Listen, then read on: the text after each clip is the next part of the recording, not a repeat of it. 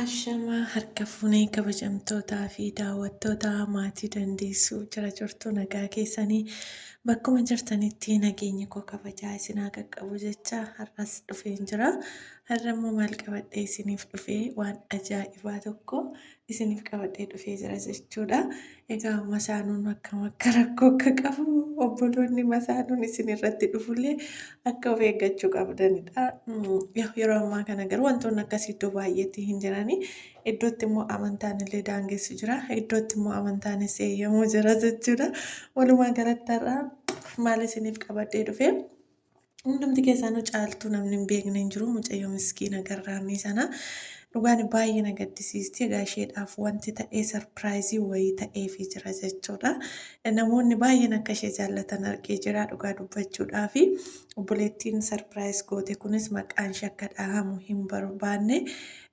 Kamiilaa fi akkuma kana Saamiyaa akkasii mucayyoon sun jechuun mucaa maarifa dubbatti sana isaantu sarpiraayiz akka ishee godhuudhaaf firiin gara isaaniitti ergameetu dhagaa isaan kan akkas godhanii fi egaa haa ta'u malee akkuma kun ta'ee jirutti dubartoonni immoo fayyoo irratti maal akka isaan hojjetan waluma wajjiniin hordofna. Akkuma kanallee dabalataan seentanii viidiyoo isaanii ilaaluu dandeessu jechuudha. Kan nama ajaa'ibu walii galuu waan dadhabanii fi viidiyoon illee dhumni isaa wanti sirbatti godhaniitu akkaataa kanattidha. Waraabbiin illee kan xumurame. Haa ta'uyyuu malee fayyoon rakkoo guddaa qabdi dhugaa dubbachuudhaaf taanaani osoo ta'ee jechuudha. Guyyoota kanarratti jechuun guyyoota kanarratti akkas ta'uun isheedhaaf hin malu ture. Dubartoonni garuu rakkoo ishee waan baranii fi hiriyoonni isaanii achitti walitti qabamanii sarpiraayizii caaltuu kanarratti yookaan immoo gammachuu caaltuu kanarratti namoonni achitti walitti qabaman caaltuun miskiina dhugaa dubbachuudhaaf taanaani nama waa tokko homa tokkoyyuu hin dubbannedha. Gammachuu ishees gadda ishees utuma jettee nama dabarfattudha jechuudha.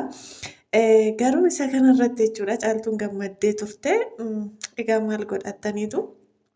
Dubartoonni garuu baay'ee tokko jechuudha. Baay'ee hangana kan hin jedhamne fayyoo bakka akka hin taanetti gaaffii hin taaneen ishii qabanii jiru jechuudha. Dhugaadhumatti aarii guddaa qabdi. Osoo ta'ee waan kanarratti aaruu dubbachuu kan qabu egaa caaltuudha ture miti. Caaltuun garuu isa kanarratti yommuu tokko bakka akkuma jalqaba kaase gammachuu ishees gadda ishees calluma jechuudhaan dabarfatti. Haa ta'uyyuu malee egaa dubartoonni bakka sanatti walitti qabaman fayyoodhaan waa baay'ee gaafatanii ishee qaanessaniirus garuu baay'ee aarteetti jechuudha. Sobdee kolfiti malee baay'ee akka aartedha. Achirraatii an akka kootti kanan hubadhe jechuudha. Even kaameeraan illee jidduudhaan akka sirba gidduu gashanii sagalee balleessan jechuudha. Kana jechuun immoo rakkoon adda ta'e tokko akka jiru mul'isa jechuudha. Walumaa galatti maal isiniin jechuu barbaadeen osoo ta'e egaa an akkan beekutti jechuun akkuma aadaa Oromoottis waa baay'ee Oromoon aadaa baay'ee of keessatti qaba. Waa'ee masaanuu kanallee waa baay'ee of keessatti qaba. Beeknas wantoota dubbisnurraa akkuma kanammoo wantoota naannoo keenyatti arginurraati ni beekna jechuudha. Osoo ta'ee akkaataa kana ta'uu kan qabu faayyoo otoo hin taane caaltuudha ture. Caaltuun hagashii kana hin mufannee hanga mana dhiistee deemtuu fi irrallee geessee turte. Faayyoon garuu kan irratti dhufe isheedha. Dubartoonni yeroo ishee gaafatan baay'ee aartee maaf fudhatte jaarsa namaa yeroodhani keessi ishii gubachaa ijji ishii imimmaan buusaa garuuma in kolfiti jechuudha. Ilkaan in kolfaa. Keessi imimmaan garuu maaf imimmaan buusaa kolfitallee hanga jedhan ishee qaaneessanitti jechuudha. Egaa walumaa galatti dhugaa dubbachuudhaaf taanaani ani wantoonni na gammachiisu dhimma caaltuu kanarratti dhugaadha. Baga ilmoo godhatte baay'ee aarsaa guddaa kaffalteetti baay'ee miidhamteetti.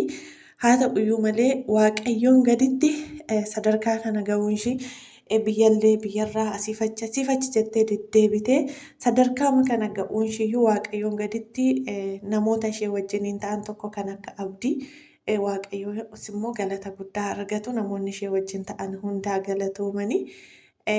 Egaa haaluma kana keessatti egaa faayyoon kanumaanuu baay'ee aaraa jirti. Namoonni baay'een tarii piraankiidha jenna yeroo baay'ee jechuudha. Ittiin viidiyoon isaanii akka guddatuuf chaanaalli isaanii akka guddatuuf jenna yeroo baay'ee wanti tokko yeroo mudatu jechuudha.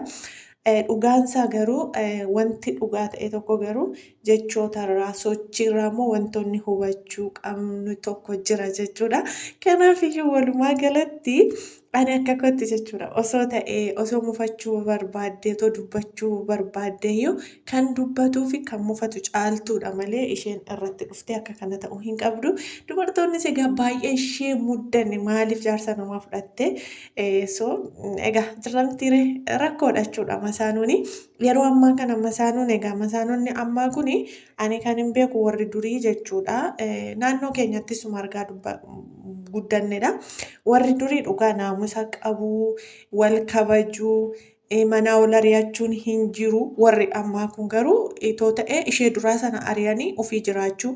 Amma fakkeenyaaf Kaayiroo keessatti wanta ta'aa jiru eenyu isheen Sudaanii moo eenyuttan sana akkatti isheen aarsaa jirtu dhugaa dubbachuudhaaf taanaanis duunaadha isheen maqaan ishee. Innaa dhugaa dubbachuudhaaf isheen illee ilaalaa immuufraa walirratti maal akka hojjechaa jirtu maaltu akka ta'aa jiru argaatoo jirra jechuudha. Kanaafiyyuu masaanonni taragaagga'a. Irratti warri dhuftan xiqqoo ishee taragaagga'uu yaadaa jechuudha. Akkuma jedhee aadaa Oromoo keessattis iddootti ta'uu qaba, iddootti eeyyamamuu qaba, iddootti fudhatamuu qaba. Haa ta'uyyuu malee immoo jechuudha. Haa ta'uyyuu malee aadaa akkaataa qaba. Wanti aadaan eeyyamu jira, wanti aadaan hin eeyyamne jira. Erga Oromummaa jalatti yookaan immoo sirnaa fi aadaa Oromoo jalatti ani intala Oromooti erga jennee erga teenyee achi jalatti wanti nu dhorku jira, wanti hin dhorkamne, wanti nuuf ta'u jira, wanti nuuf hin taane jira jechuudha. Isa kanaafiyyuu walumaa galatti mana ari'achuun miidiyaa irratti ba'anii bakka waan keessa jiru stiil manumatti wanta dubbatamuu qabu dubbachuun barbaachisaadha jechuudha. Walumaa galattiyyuu dhumarratti maal jechuun barbaada obboloonni caaltuudhaaf yaada gaarii qabaattanii kennaa garaagaraa kennaafii jirtanii dhugaa dubbachuudhaaf thank you so much waaqayyo sinaa eebbisu. Wanti na ajaa'ibe keessaa obboleettiin akka isheen sarpiraayis taatu barbaadde kuni yookaan immoo wanta caaltuun barbaaddu akka godhamuuf barbaadde kuni eenyummaa ishiillee maqaa ishiillee eessarraallee akka ta'e ibsachuu hin feene jechuudha. Ani beeku dhugaa baay'ee tokko gammachuu guddaan natti dhaga'ame. Bara itti namoonni birrii tokko hiixatanii bilbila yookaan kaameeraadhaan suura ka'uudhaaf viidiyoo waraabuudhaaf ariifatanitti isheen garuu dhugaadhumatti dhugichi isheedhaaf galee jira. Namoota waa tokko yeroo godhan bakka akkasidha jechuudha. Maqaan ishiillee akka dhahamu hin feene. Namoonni caaltu sappoortii gootan, caaltu jajjabeessitan, caaltuudhaaf jaalala qabdan itti argisiistan hundi keessanuu galatoomaa jiraadhaa ulfaadhaa isiniin jechuu jaalanna. Dhugaa dubbachuudhaaf caaltuun nama gaariidha.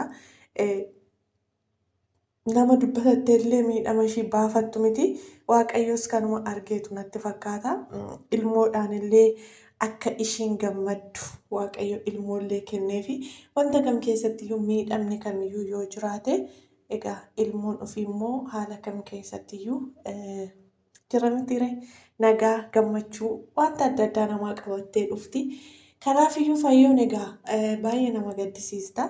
Irratti dhuftee ishees irratti dhufe miti. Ani ammayyuu taanaan caaltuun baay'ee na gaddisiisti. Fayyoon dhugaadhumatti waan jaallattu natti fakkaata ture garuu dhugaansaa ifin qoosaadhaaf illee yeroo dubartoonni gaafatan ishiin rakkoo wayii akka qabdu irraatii hubatama jechuudha. Kanaaf masaanonni taragaaggaa xiqqoo ishii tasgabbaa mana namaa dhaqxanii irratti dhuftanii irratti jaallattanii mana ari'achuu irra barbaadan kun tasgabbaa suuta jedhaa taragaaggaa. Aannan iyyuu yoo sirriitti ititee aannan ititee dhadhaa gaarii ba'aa jedhu haadholiin keenya. Yeroo aannan raasaanuun jechuu barbaadan qomeen itinne qoyqoyyoo itite sirriitti dhadhaa ba'aa jedhu. Kanaafiyyuu xiqqoo ishii tasgabbaa masaanonni jechuudha. Akkana achi immoo yookaan lamaan taa'uun sittin tolle taanaan dhirsa namaarratti hin dhaqinaa jechuudha. Yeroo ammaa kana iddootti amantaan eeyyamu qofa miti. Iddootti amantaan hin eeyyamnes dubarri qerqer jedhan jiru. Isinillee of eeggadhaa isa kana jechuudha. Sirrii miti wanti kuni. Erga dhaqanii immoo gubachuun jira, miidhamuun jira. Argitanii akka fayyoo kana jechuudha. Dura dhaqanii itti galuu dhiisuudha. Erga dhaqanii itti galanii immoo taragaaga'anii tasgabbaa'anii taa'uudhaan jedha. Ammallee egaa namoonni caaltuudhaaf yaada gaarii qabdan waan garaagaraa gochaafii jirtan guddaa galatoomaa eebbifamaa isiniin jechuu jaalanna.